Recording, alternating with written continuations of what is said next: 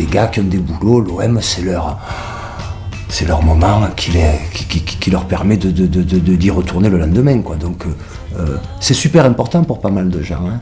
Mais c'est pas une histoire de football ou de résultat, là, hein. C'est une histoire de lien social, c'est une histoire de moments partagés, c'est une histoire de vie, quoi. Massilia Sound System, White Star, Collectif 13, vous portez depuis 30 ans Marseille et l'OM dans votre cœur et celui des Marseillais. On est devenus supporters des supporters, de cette autonomie qu'ils ont dans les virages, de ce rapport au football. Le match, évidemment, on est à fond, mais c'est un vecteur aussi à une espèce de rapport à une sursociabilité. Tout le monde est accepté dans les virages. Même le con, il a son rôle et il est presque utile. Il y a une bonne horizontalité, je trouve. Vous reconnaissez les virages comme un lieu d'expression, de créativité, de citoyenneté. Même au-delà de ça, je considère les virages comme un lieu culturel marseillais, socio-culturel très important. Voilà, de par l'autonomie, de par le travail des clubs de supporters depuis toujours, de par cet autre axe qui donne à la soirée. On n'est plus pas juste là à supporter des mecs qui jouent au foot, on est là pour se rencontrer, on est là pour vivre un super moment. Quand il y a le match, le virage, c'est le meilleur bistrot de la ville. C'est aussi un espace de vie où le chant, omniprésent, rend vivant. Les chants du virage, les tambours du virage sont étonnants, avec une puissance, avec une créativité, et je le note même depuis cette année où je vois un réel travail de rythmique qu'il n'y avait pas avant. Là maintenant, les minots se mettent à travailler réellement l'impact du tambour, etc. Et il y a des phases de réponse voix-tambour qui me mettent les frissons et qui même commencent à me filer des idées. Dans les virages du Vélodrome, on est tous ensemble portés par nos différences. C'est un truc fondamental, ça. Il y a presque plus qu'au stade que tous les 15 jours, toutes les classes sociales se rassemblent. Bon, elles ne sont pas assises ensemble. Nous, on est debout dans les virages, les autres sont assis, il y en a même qui sont avec la coupette de champagne à regarder le grand écran dans la loge. Mais à un moment donné, on est tous dans ce même élan. Les générations aussi. Très peu d'endroits où toutes les générations vont kiffer, vibrer à l'unisson en même temps, machin.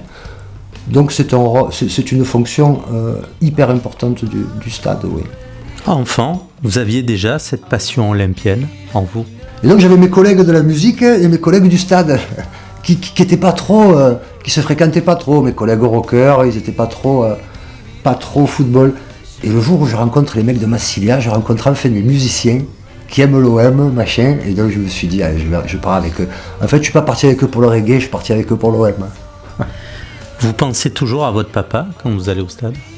Ouais, toujours. Papa m'amène au stade quand j'ai 9 ans.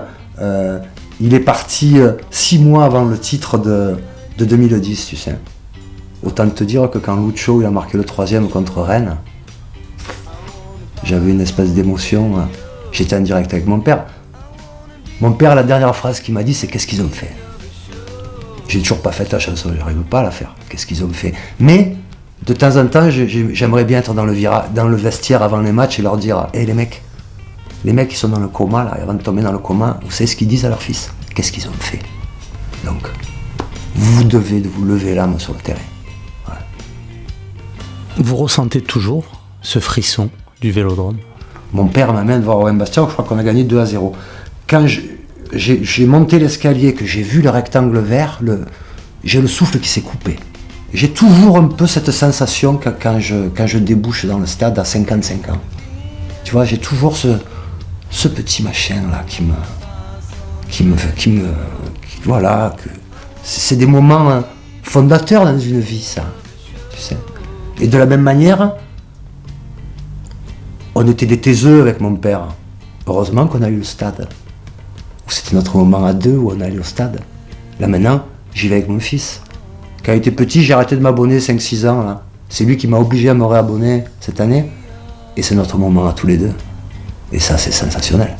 Dans ces portraits, qu'on chante faux ou qu'on ait la voix de Johnny Hallyday, au Stade Vélodrome, on finit toujours par participer au bonheur collectif. On vous écoute et merci beaucoup. Marseillais, voici l'équipe qui défendra nos couleurs. Olympique, magnifique, tes joueurs sont les meilleurs. Olympique, grande équipe, tu vas jouer et gagner pour finir troisième.